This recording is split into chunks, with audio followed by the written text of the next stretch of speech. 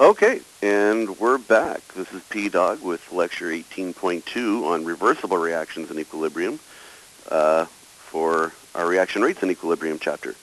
All right, so far we've talked about chemical reactions that occur only in one direction, and that's when we go from reactants to products. However, are chemical reactions really irreversible? Is there no way to go back to where we were? No, in fact, all chemical reactions are ultimately reversible if you put enough time and energy into making it go backwards. So, well, how would we make a burning of a piece of wood reversible? Well, the products of a combustion reaction of the wood are water, CO2, and energy, plus some other minerals. Well, what are those? Where does that water and CO2 and those minerals go? Well, a fair amount of them go into photosynthesis, okay, and the rest of them go into the soil, which is where you put plants to begin with, and they can create more wood and more, and the light energy is absorbed to make the glucose for the plants to grow and so forth. So even that is ultimately a reversible process. When we talk about reversible reactions, however, we're talking about reactions where the products can reproduce the reactants, where we can immediately go back and forth. And we illustrate this with a double arrow, a forward arrow and a backward arrow. Okay, so for example, NO2 is reversible with N2O4. So we can take 2 moles of NO2 and it will go back and forth between 1 mole of N2O4. All right, now, this sort of begs the question, well, does it constantly go like that, or does it all switch to one side and then switch to the other? And no, it doesn't. In fact, what we reach is called a chemical equilibrium. Okay, chemical changes are not static in a reversible reaction, or they're unchanging once we've reached an equilibrium. They are dynamic. Okay, this is a continually active process where the rate of the forward reaction is equal to the rate of the reverse reaction. So in other words, both reactions are occurring at the same time, but you have a reaction going in one direction, so we have the 2NO2 going in that direction to make the N2O4, and it's occurring, the NO2 is combining to make the N2O4 at the same rate that N2O4 is splitting up to make the NO2. And so the concentrations of both of these, okay, wind up being the same the whole time, even though they're constantly making each other. Okay, so at chemical equilibrium, no net change occurs in the actual amounts of the reactants or the products in the system. So if you're to look at page 550 and look at figure 18.10, you can see an example of equilibrium. In fact, I'm bringing that up for you right here. Let's pull this up to, let's resize this a bit and put it on there completely on the screen. There we go, and that's better.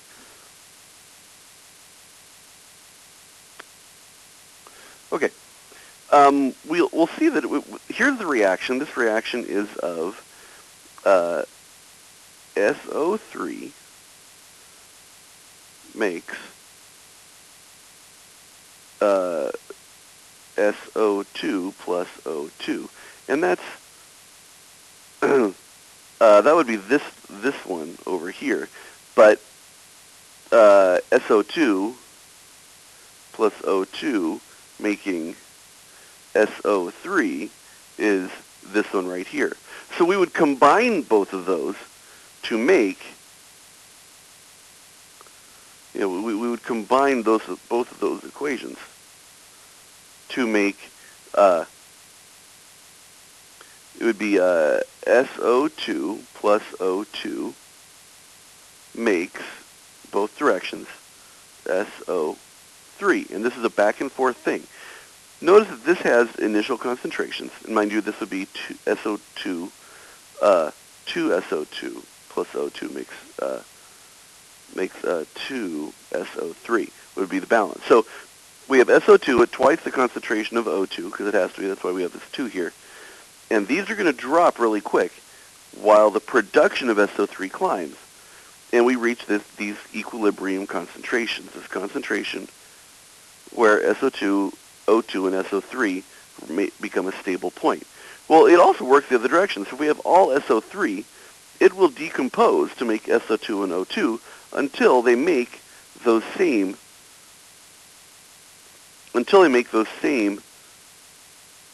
concentration levels. Here and there and there. Notice that these concentrations are at the same level regardless of whether we start with SO2 and O2 or whether we start with SO3. So,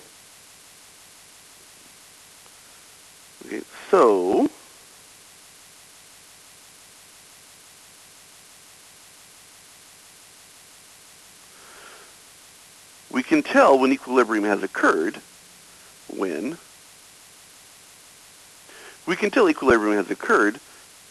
the concentrations of reactants and products remain constant.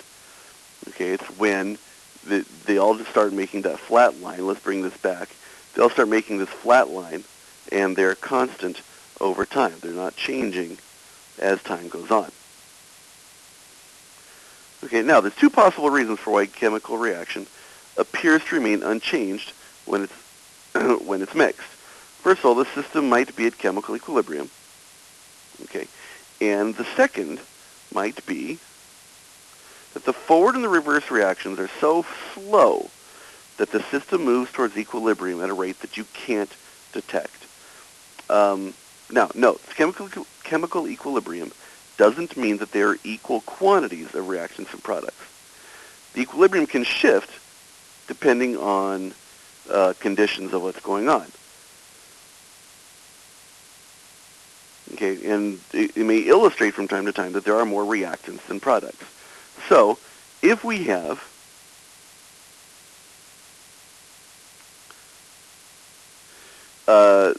H2O2 makes H2O, indicates, and if we do, let's do long arrow, short arrow. The long arrow, short arrow indicates that an equilibrium that is shifted to the right and that there is a higher concentration and more product of water than its reactants. Now, if we go the other direction,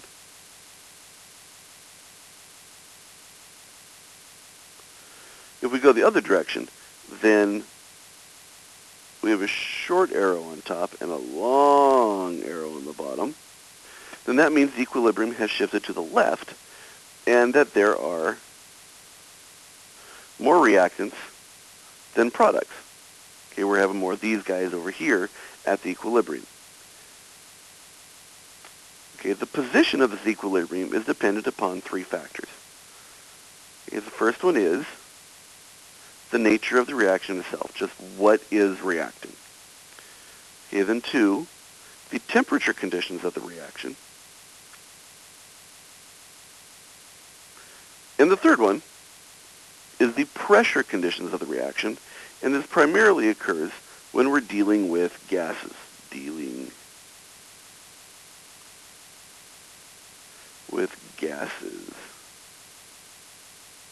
For C. Now, there are certain factors that affect the equilibrium. Okay, and this is referred to Le Chatelier's principle. And so everybody needs to be able to say that. Le Chatelier. Okay, make sure you get that T in there. Le Chatelier. The definition of Le Chatelier's principle is when a stress, okay, or some kind of a change, is imposed on a system with equilibrium, the position of the equilibrium will shift in a direction that tends to reduce the stress, or it counteracts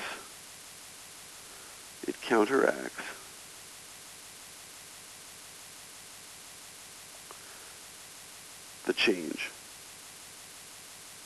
It counteracts the change. Okay, so what are some stresses that can affect the equilibrium of the system? We can have a change in pressure, a change in volume, change in temperature. Hey, those look familiar.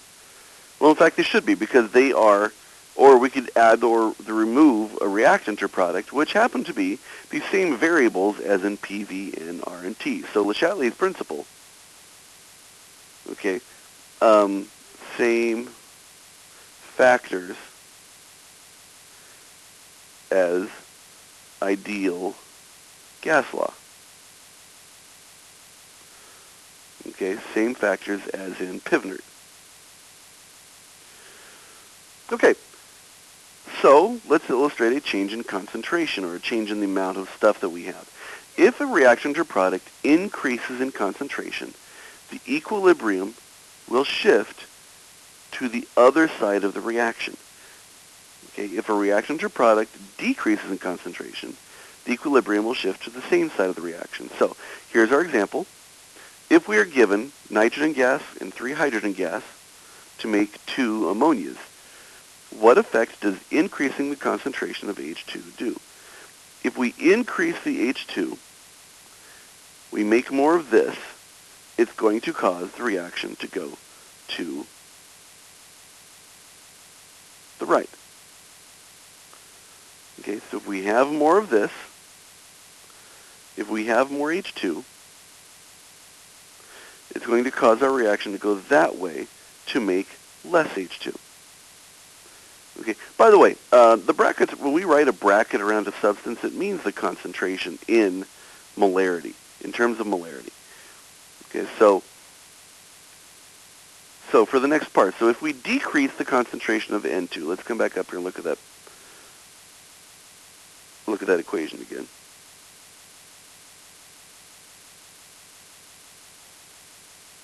Okay, so if we look at that equation over there,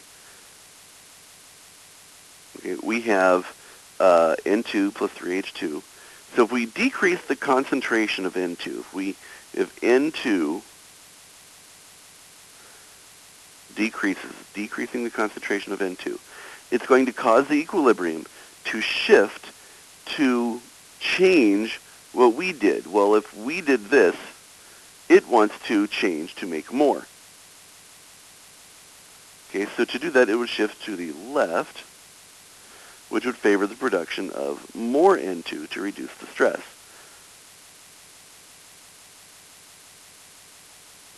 All right, then we have a change in pressure, and this one is a little tricky. This one takes some thought here.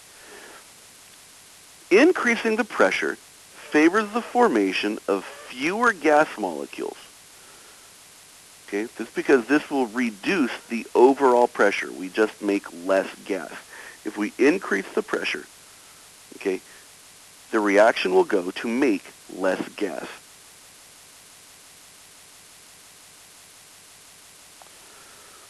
Okay, if we decrease the pressure, it favors the formation of more gas molecules. So we try to return the reaction to its original pressure. All right, so here's another example. Given that N2 plus 3H2 makes 2N2H3, if we reduce the pressure, okay, reducing the pressure, okay, the reactants over here have 4 gas molecules. Okay, we've got 1 nitrogen over here and 3 from our hydrogens. On the other side of the equation, the products, there's only 2 gas molecules. And because there's only 2 gas molecules, there's less gas on this side and there's more gas on this side. So if we reduce the pressure, the reaction is going to shift to make more gas to try to return the pressure to what it was before. And so the reaction shifts the equilibrium to the left. All right? So our concentrations of N2 and H2 would then increase, and NH3 would decrease if we decrease the pressure. Okay? So let's try another one. Now this one's sort of a trick. Given H2 plus I2 makes 2HI, and we increase the pressure, we'll notice that there is 1 mole of gas here, and 1 mole of gas here, and 2 moles of gas over here. So there's a total of 2 moles of gas on this side and 2 moles of gas on this side. What do you think is going to happen if we increase the pressure? Okay, so remember from that equation, we have our reactants. Okay, our reactants and our products both have two gas molecules.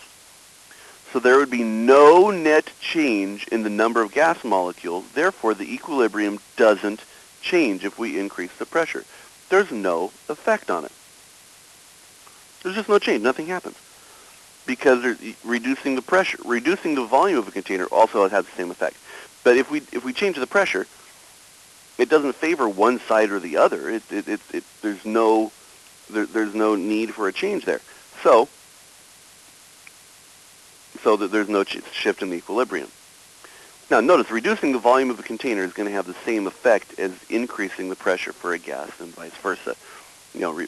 Because pressure times volume, or as pressure goes down, as pressure decreases as volume increases. They're inversely proportional. So the PV equals, P1V1 equals P2V2. Boyle's law still comes into play because the inverse relationship of volume and pressure. Now, how does temperature change work? If we increase the temperature, it favors the endothermic reaction, meaning that the reaction will take the energy and absorb it and try to reduce the overall temperature of the reaction. Okay, so increasing the temperature increases the average kinetic energy of both reactions, but the endothermic reaction requires additional energy, and so that will go more than the exothermic side. Reducing the temperature then favors the exothermic reaction, so where it will start releasing energy in order to compensate for a decrease in the temperature. So here's an example. Given that N2 and O2 now that should be a back and forth arrow right there. So let's make that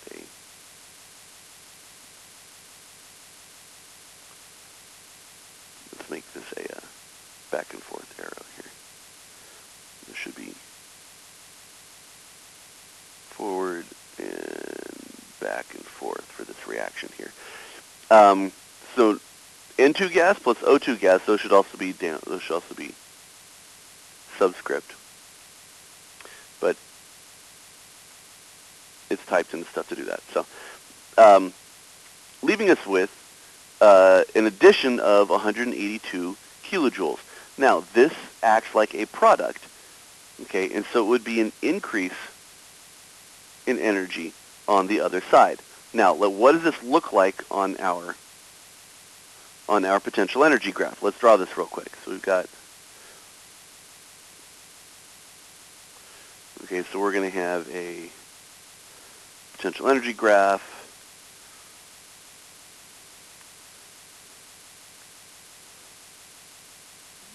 Okay, and we have, okay, so we have products and reactants, and if this is going to be a negative 181 kilojoules, that means we're going to have our potential energy go down below what our initial energy was, which would lead to a change, or delta H would be a decrease of 181 kilojoules. That would be a negative 100. That means this is it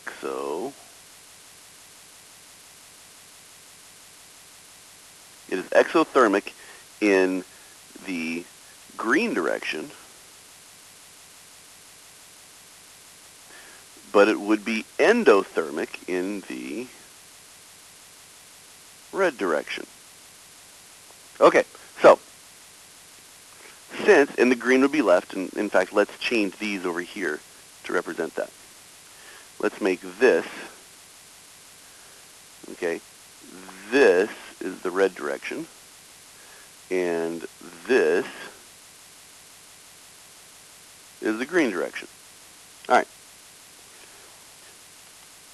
Since heat is produced in this reaction with the heat term on the product side, the forward reaction is exothermic, and the reverse reaction is endothermic, which is what we just talked about.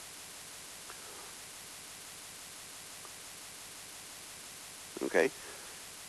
Increasing the temperature then favors, which one do you think? If we increase the temperature, we're adding more energy to it. It's going to favor the endothermic direction, so because it's going to want to reduce the overall temperature of the reaction. And so the reaction will proceed more to the left. And the red arrow will get bigger. The red arrow gets bigger. Okay, if we increase the temperature. Now,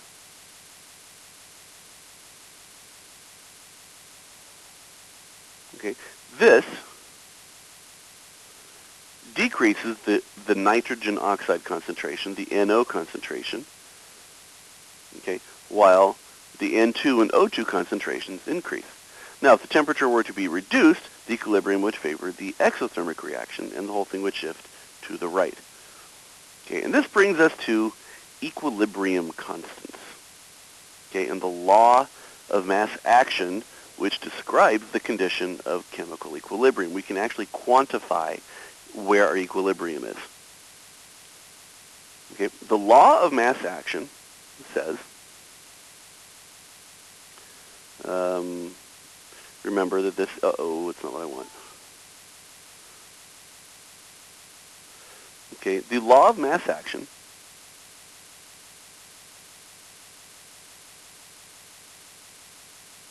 wow, that's a big, there we go.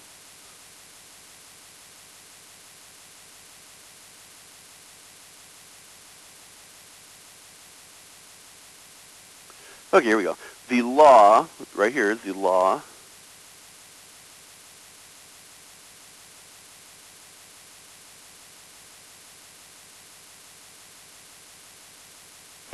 something funny is happening.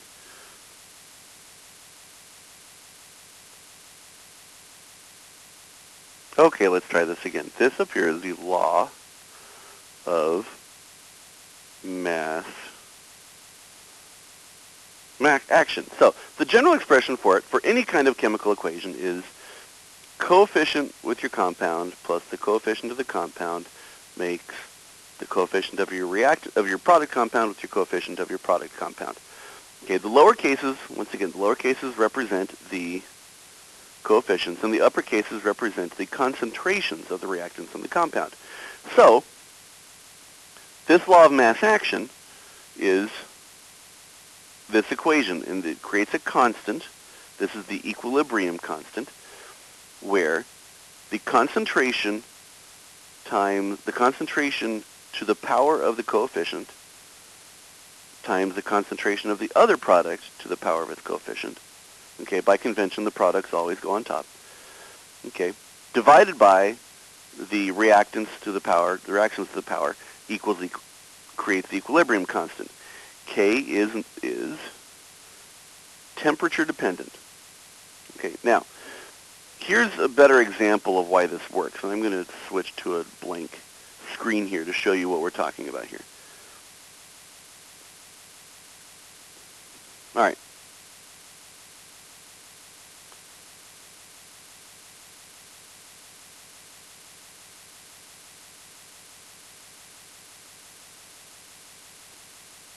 Okay. Here's what we're talking about. Let's say we have H2 plus O2 is in equilibrium with 2H2O. All right. Now, the equilibrium constant for this would be K equals the concentration of our product, which would be H2O, to the power of its coefficient. Okay, and then we would divide that by the concentration of the products. Well, H2 has a coefficient of 1, so it's going to be the first power, and oxygen has a coefficient of 1 to the first power. Well, another way of looking at this is 2H2O really just means, let's scratch that out, really just means H2O plus H2O. So, another way of writing this would be the concentration of H2O times the concentration of H2O. all over H and O. But what is H2O times H2O? Well, that would be H2O squared. So that's why. So what we're really doing is we're multiplying the concentration of everything on one side, dividing it by the product of the concentrations on the other side, and that's where we're getting our equilibrium equation. So if we come back over here, then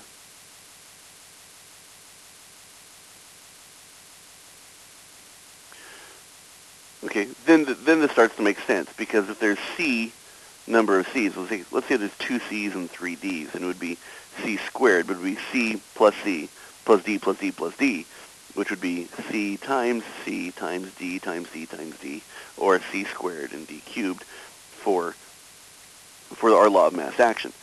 Now, something to note, we never include liquids or solids in the expression, as you can't change the concentration to them, and so they are a constant in the reaction. Please remember, liquids does not mean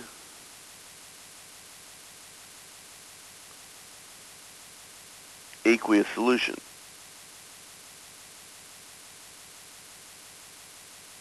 Yes, this is a liquid solution, but we're talking liquids. We're actually talking H2O. We're talking something that exists as a liquid, not something that is dissolved into water. So we only include gases and aqueous solutions into the equilibrium expression. Those are the only things we deal with. So here are our examples. The first one, what is the equilibrium expression for the following reaction? Well, we have 4 NH3s and 7 O2s in equilibrium with 4 NO2s and 6 H2Os. Oh, that's a whole bunch of exponents. Okay, so this is going to be, and I don't have room to write it in here, so this is going to be, remember our products are on the top and our reactants are on the bottom. So our first one is going to be NO2, and it has a coefficient of 4, so it's going to be to the 4th.